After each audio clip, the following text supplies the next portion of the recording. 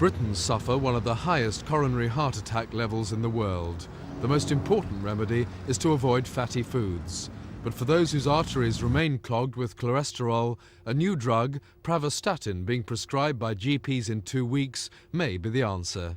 We think that it is an important breakthrough.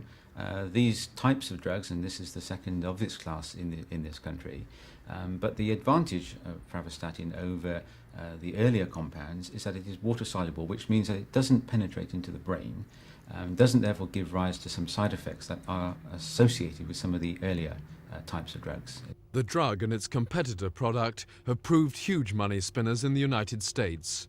Here in Britain, one patient's treatment will cost the NHS between £360 and £500 a year. It's possible that hundreds of thousands of middle-aged patients could be on the new drug for all their lives at vast cost to the NHS. Well, in America, there are now 2.5 million people taking these drugs. And that is slightly worrying because I think that all too often it's going to be too easy to prescribe drugs rather than do more difficult things at times like give up smoking or adopt a healthier diet, but that's much the better option. You're sure of that? Because we're talking about people's lives at stake.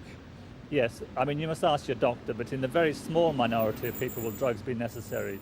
You should always try and lower your cholesterol levels by eating less fat in your diet, and you should do other things to avoid heart disease, such as stop smoking and take more exercise. All the experts agree that the best way of avoiding heart disease is to eat wisely, exercise and stop smoking. But if that fails, the new drug may well be a lifesaver. Simon Neve, Thames News.